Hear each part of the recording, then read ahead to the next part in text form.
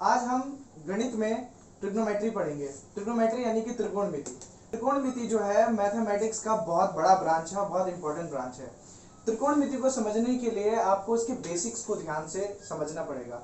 Basics को समझने के लिए आपको यह जानना है कि त्रिकोणमिति समकोण त्रिभुज पर आधारित है। समकोण त्रिभुज जिसका एक भुजा 90 डिग्री का होता है और दोनों भुजाएं जो होती हैं वो न्यून कोण होती है। मैंने यहाँ उदाहरण के लिए C का जो कोण है वो 60 और A का जो कोण है वो 30 लिया है, ताकि आप लोग अच्छी तरह से समझ पाएं कि समकोण त्रिभुज होता क्या है। समकोण त्रिभुज में तीनों भुजाओं के नाम होते हैं। BC आधार है, AB लंब है परपेंडिकुलर और AC हाइपोटेनियस है। हाइपोटेनियस, परपेंडिकुलर और बेस, कर्ण, लंब और आधार, इसको समझने के लिए हमें पाइथागोरस थ्योरम को समझना पड़ेगा। पाइथागोरस थ्योरम का वीडियो मैंने बना रखा है और आपको उसका लिंक इस वीडियो के डिस्क्रिप्शन में मिल जाएगा। तो एक बार और आते हैं, परपेंडिकुलर, हाइपोटेनियस और बेस, ये तीनों जो भुजाएं हैं वो किसी अनुपातों में आधारित है। इस चैप्टर में जैसे कि मैंने आपको बताया था कि ट्रिग्नोमेट्री जो जिसके तीनों भुजाएं हैं, परपेंडिकुलर, हाइपोटेनियस और आधार। परपेंडिकुलर को हम शॉर्ट नेम में P, हाइपोटेनियस को शॉर्ट नेम में H और आधार को शॉर्ट नेम में हम B लिख सकते हैं। इन तीनों भुजाओं का अनुपात होता है। उन अनुपातों का जो नाम है sign theta, cos theta, tan theta. इनका पूरा नाम है साइन थीटा, कोसाइन थीटा और टेंजेंट थीटा, लेकिन इसको शॉर्ट में हम लेने के लिए साइन, कॉस और टेन बोलते हैं। इसमें जो थीटा है, ये थीटा क्या है? थीटा कोई कोण है जिस कोण को हम जानते नहीं है। जैसा कि अभी तक आपने गणित में बहुत सारे सवाल किए हैं, हमें कुछ पता नहीं होता है तो हम उसको x मान लेते हैं। इसी तरह जब हमें कोई एंगल पता नहीं होता है, जब हमें कोई कोण पता नहीं होता है तो उस कोण को हम थीटा मान लेते हैं। उसी थीटा को निकालना होता है हमें इस ट्रिग्नोमेट्री में। साइन को P बटा H के रेशियो में लिखते हैं। P यानी कि हमारा लंब और H हमारा यानी कि कर्ण। कोस थीटा को हम B बटा H के अनुपात में लिखते हैं। B यानी कि आधार और H यानी कि कर्ण। टेंजेंट यानी कि टेन थीटा को हम P बटा B के रूप में लिखते हैं। P यानी कि परपेंडिकुलर या लंब और B यानी कि आधार। मैं टेन के बारे में एक और बात कहना चाहूंगा। टेन जो है वो साइन थीटा का और कॉस थीटा का अनुपात होता है। जैसे कि साइन थीटा का जो अनुपात है P बटा H और कॉस थीटा का जो अनुपात है वो B बटा H। इन अनुपातों को अगर मैं H के H से काट दूं तो मेरे पास क्या बनेगा? P बटा B। अर्थात टेन थीटा का जो P बटा B रेशियो है वो साइन थीटा और कॉस थीटा के अनुपातों में भी बन सकता है। आगे में ये टेन थीटा का अनुपात साइन बटा कॉस थीटा हमारी बहुत मदद करेगा।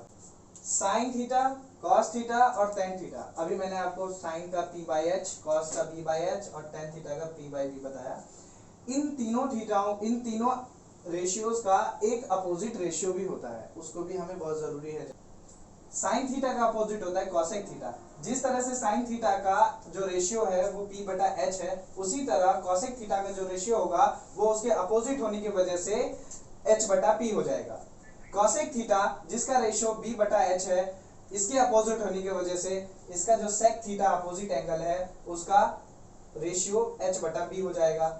जिस तरह से टेन थीटा है, टेन थीटा का जो रेशियो है P बाई B है, उस तरह से कॉट थीटा का इसका अपोजिट होने की वजह से इसका रेशियो बदल जाएगा, B बाई P हो जाएगा। तो हम एक उदाहरण के जरिए से इन भुजाओं का इस रेशियोज पे यानी कि इन अनुपातों पे किस तरह से अप्लाई होगा, किस तरह से हम इस पे काम करेंगे वो समझते हैं। मैं एक बार नाम आपको बता देता हूं। जिस तरह से मैंने हाइपोटेनियस का यहाँ 13 सेंटीमीटर रखा है, परपेंडिकुलर यानी कि P का मैंने 12 सेंटीमीटर रखा है और B का यानी बेस का मैंने 5 सेंटीमीटर रखा है। एक बात बहुत जरूरी है आपको समझाने के लिए कि AB जिसको हम P कहते हैं उसका 12 सेंटीमीटर है, BC जो बेस है वो 5 सेंटीमीटर है और AC जो अभी हाइपोटेनियस है जो 13 सेंटीमीटर है। दोस्तों एक बात और, मैं आपको कंफ्यूज नहीं करना चाहता, लेकिन जब ये एंगल्स बदलते हैं तब इनका AB, BC और AC हाइपोटेनियस होना, परपेंडिकुलर होना और बेस होना, ये भी इनमें भी बदलाव आता है। उसको हम बाद में समझेंगे, पहले एक उदाहरण से ये सवाल समझ लेते हैं।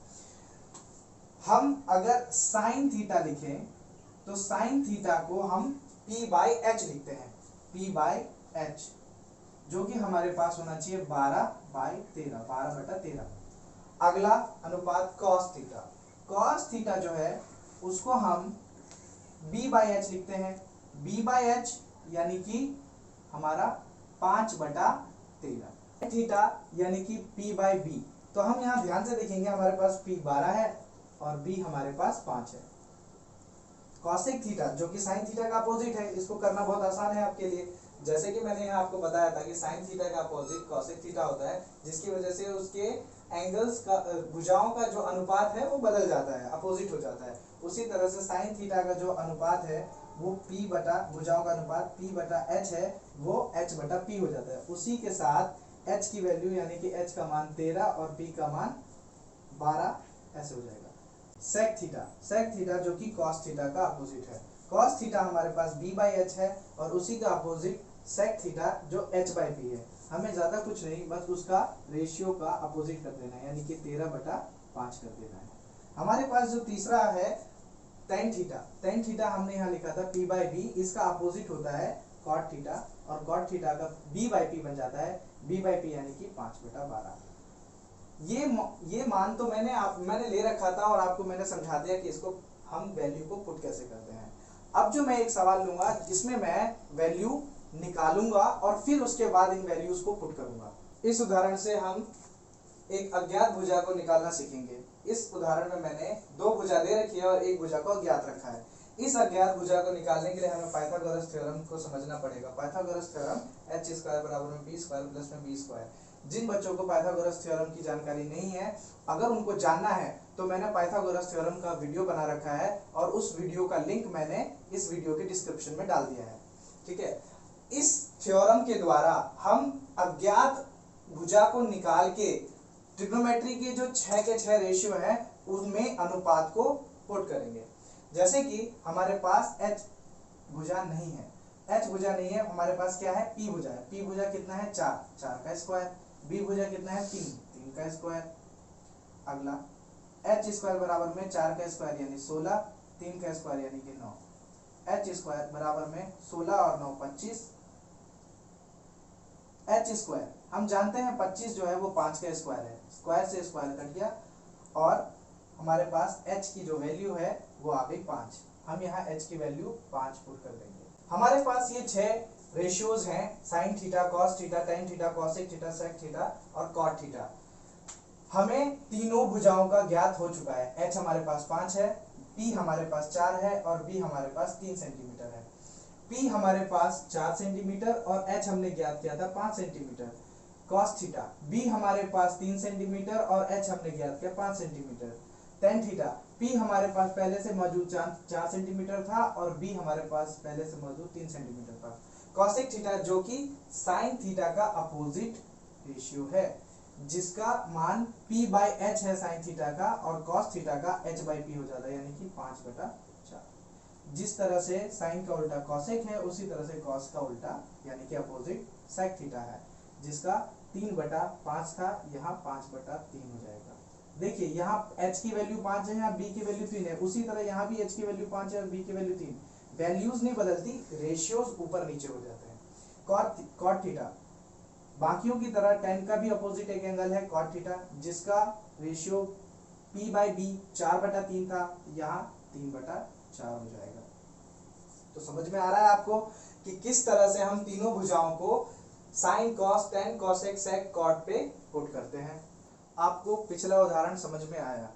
आपको मैं बता दूं कि ट्रिग्नोमेट्री में जो मुख्य 3 अनुपात है, साइन थीटा, कॉस थीटा और टेन थीटा, इनको याद करना और इनके अनुपातों को याद करना बहुत आसान है।